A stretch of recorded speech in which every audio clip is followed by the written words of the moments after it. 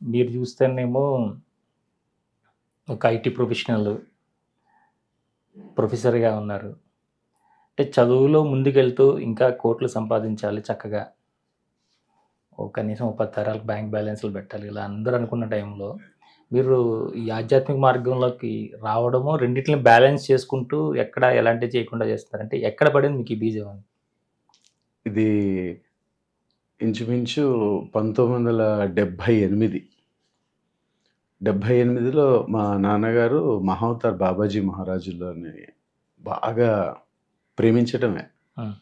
అట్లా ఒక శిష్యరికం అనకూడదు. హ్మ్. ప్రేమించటమే అనాలి. శరణాగతి. శరణాగతి. హ్మ్. అయితే 78లో మూసాపేట్ సనత్ నగర్ హైదరాబాద్ ప్రాంతంలో ఒకపారి మన అవధూత శ్రీ గణపతి సచ్చిదానంద దత్తప్పాజీ హ్మ్. 78కి ఫస్ట్ టైం మొట్టమొదటిసారి నాన్నగారికి అనుగ్రహం, దర్శన స్పర్శన అనుగ్రహం కలిగింది. ఇక 78 అలా దత్తాత్రేయ స్వామి యొక్క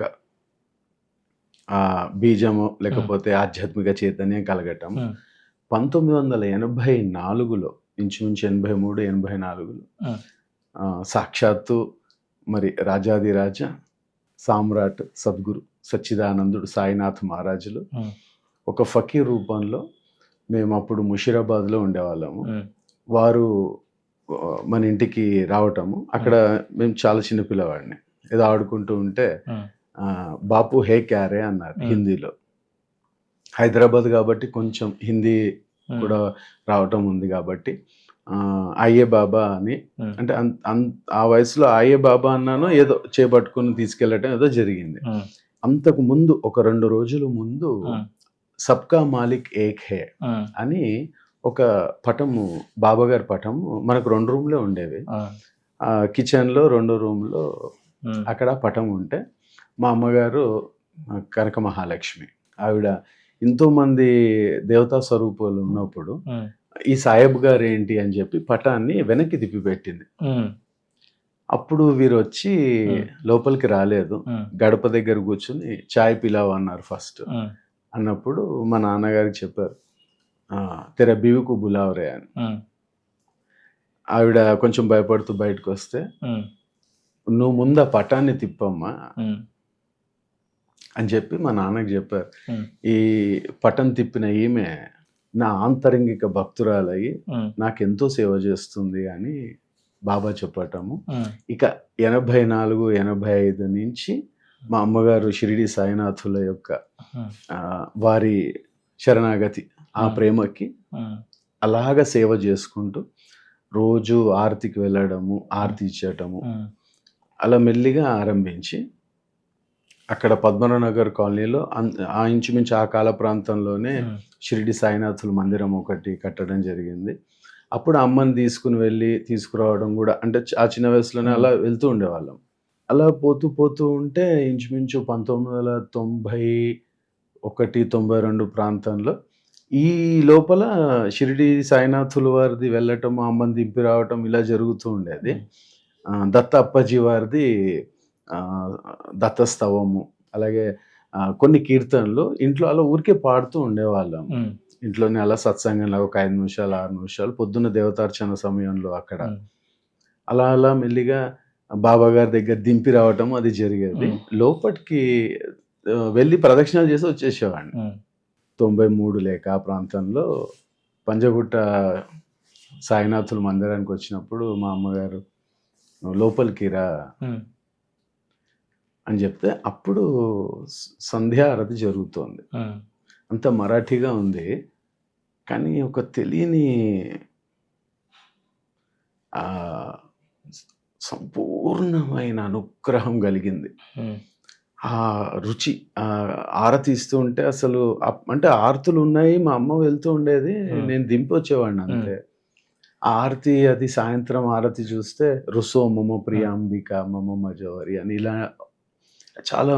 అయితే ఈ సద్గురు గురుచరిత్ర పారాయణము, షిరిడి సాయినాథుల పారాయణము ఇది జరుగుతూ ఉండేది. సత్సంగం అలా చేసుకుంటూ ఉండేవాళ్ళం. అప్పుడు చూసినప్పుడు ఆయన అనుగ్రహము ఇక ఆరతుల మీద బాబా గారు అనుగ్రహం ఇచ్చారు. ఇచ్చిన తర్వాత ఇక ఆ రోజు నుంచి ఇంచుమించు ఎప్పుడు వీలైనా 4 ఆరతుల్లో ఒక ఆరతి బాబా గారికి ఇవ్వటం అనేది ఈ రోజు కూడా నిత్యము జరుగుతున్నదే. ఇక అలా పోతూ ఉంటే ప్రతి ఉగాదికి మన అవతారమూర్తి అవధూత పరమ పూజ్యులు గణపతి సచ్చిదానంద దత్తప్పాజీ వస్తూ ఉండడం, ఉగాదికి హైదరాబాద్ వస్తూ ఉంటారు. చాలా అంటే ఇంతవరకు నేను 47, 48లో ఉన్నాను వయస్సు. ఒక 5-6 అంటే ఊహ వచ్చిన తర్వాత ఒక 5-6 పార్లు మిస్ అయి ఉంటానేమో, లేక 3-4 పార్లు వారి దర్శనం చేసుకోవటం ఉగాది రోజు. ఇలా వారిచ్చిన మళ్ళీ అనుగ్రహం. కీర్తనలు వారు ఎప్పుడు పాడుతూ ఉండి అవన్నీ ఆడియో క్యాసెట్ సీడీ రూపాల్లో వచ్చేవి. 95-96 ప్రాంతంలో ఈ టేప్ రికార్డర్ కొనుక్కోవటము, అంటే కొంచెం మధ్యతరగతి కదా, కొంచెం సమయం తీసుకుని అది కొనటము, ఈ టేప్ రికార్డర్లో అది వేసుకుని అలా వింటూ ఉండేవాళ్ళం.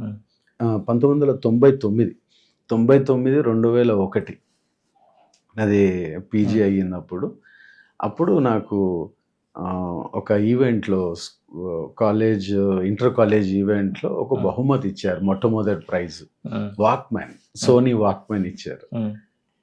అప్పుడు భజనమాల 1, భజనమాల 2 క్యాసెట్స్ ఇంట్లోంచి తీసుకెళ్ళి దాంట్లో పెట్టి రోజు వింటుండేవాడిని. అప్పుడు అలా వింటూ కీర్తనలు రాసేవాడిని ఒక బుక్లో.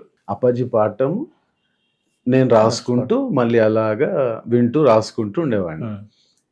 ఇక ఇంచుమించు అది రాసుకోవడం 2001-2 ఆ ప్రాంతంలో ఈ పేపర్లు రాసుకున్నవి గుడి దగ్గరికి వెళ్ళటం, అక్కడ నేను ఒక్కడే కూర్చొని కీర్తనలు చేస్తూ ఉండేవాడిని.